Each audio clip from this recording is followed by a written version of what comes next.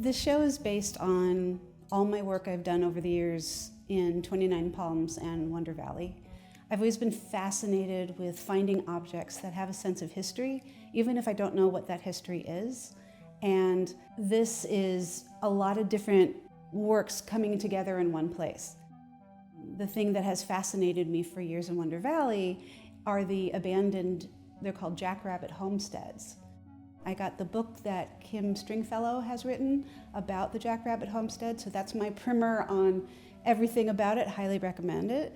And I was staying with Anna Stump at Desert Dairy Residency, and she was also showing me some of the homesteads and telling me more about their history that were from parcels of land that the government gave to people to populate the area after they took it away from the indigenous people that were there originally. But they didn't provide any infrastructure, and it was really hard for people to stay and make a life. Many of them were abandoned, or they just stayed within the families for generations, and some of the families didn't even know they owned a homestead until many years later when they found the deed. Some of these homesteads were filled with squatters, other drug users, other people just needing a place to stay. Most of them, for the most part, stayed empty as spaces for people to practice their graffiti or have a party or just hang out. I had never seen anything like this.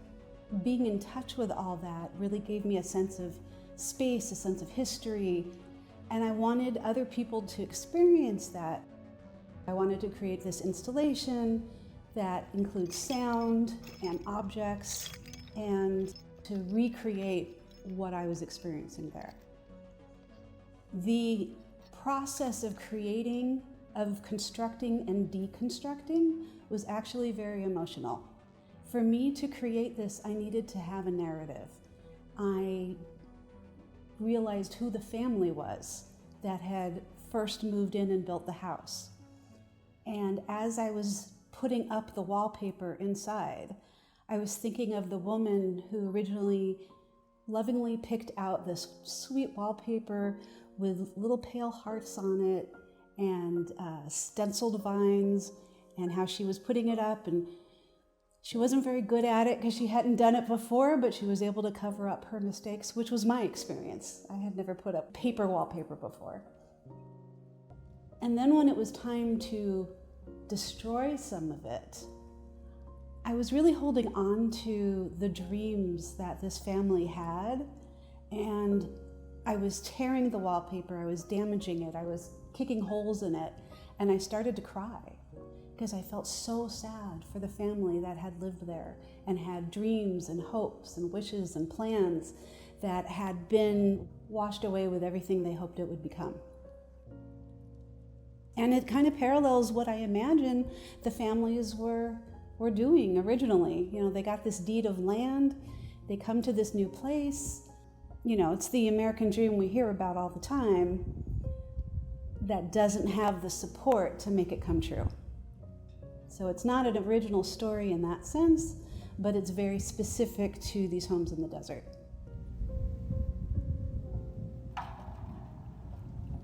I wanted people to feel grief. And so for me to have that come across, I had to feel the grief. And although it was a fictional family, it still paralleled losses I've had and dreams I've had and things that I thought were going to come true that didn't.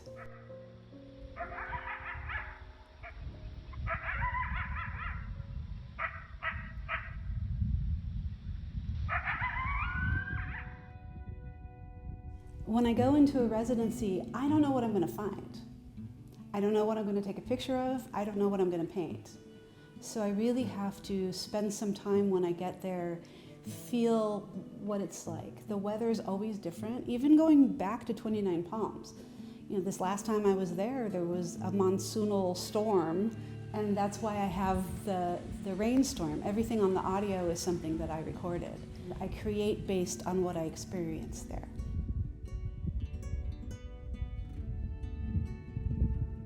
The paintings that I kind of call hybrid work.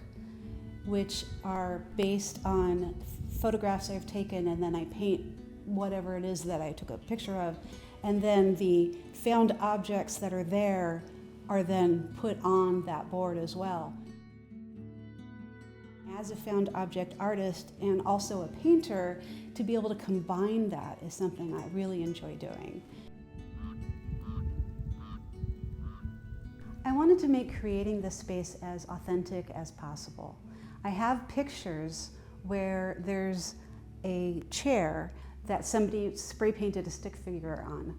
And I thought that was so fascinating. It was a way of saying, I was here, I will always be here. It's like the shadow impression of somebody that sat there.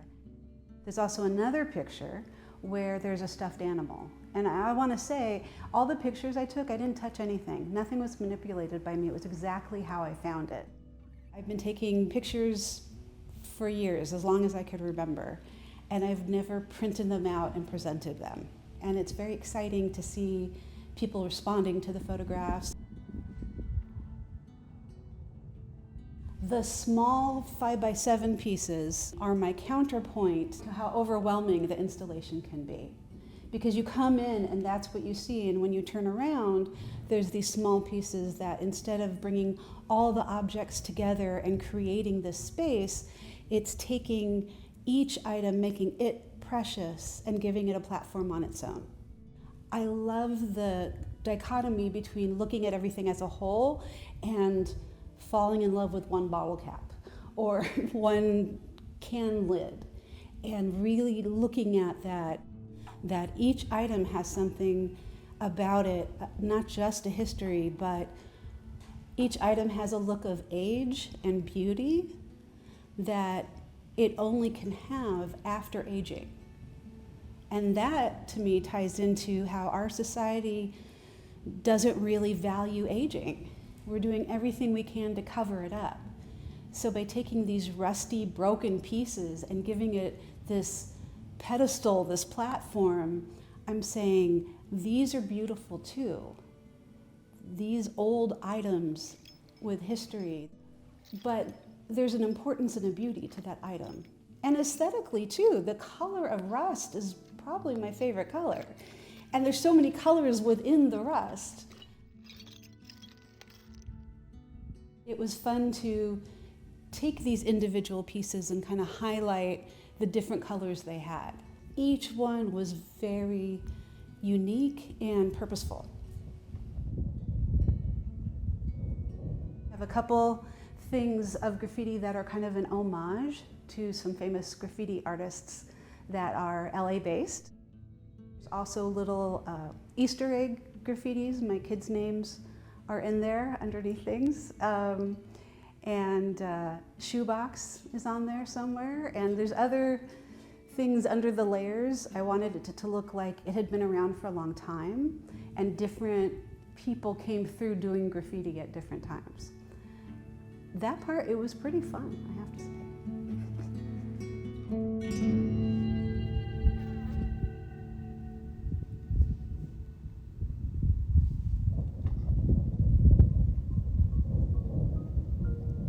I have 3 totems that I built. I did them all during the same residency. One of them is for a friend of ours that passed away shortly before that. His name was David Wolf, and he was a very good friend. And I wanted to create a totem in his honor. It has a bag of little stones, and in the Jewish faith, when we go visit a cemetery, we put little stones on the grave as, you know, a remembrance.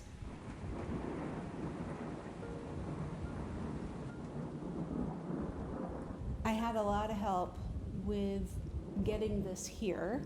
Most of it was created in my backyard. I do everything I can. I'm very clear about the vision I have, but I'm not a carpenter. Where I can't, I have family and friends that come help.